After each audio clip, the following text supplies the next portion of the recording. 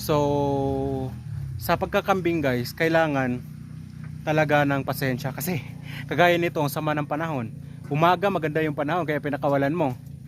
Tapos paghapon naman biglang uulan. So kawawa yung kambing natin kaya kailangan nating magkumpay talaga. Kailangan nating may mga tanim. Kasi ako meron akong mga tanim na napier guys, medyo marami na rin. Kaya pag ganitong panahon, at least may nakukuha akong kumpay agad para sa ating mga alagang kambing.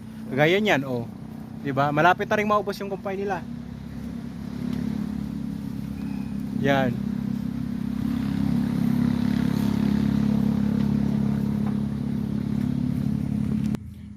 So nagkumpulan sila ngayon dito sa loob ng bahay kasi malamig.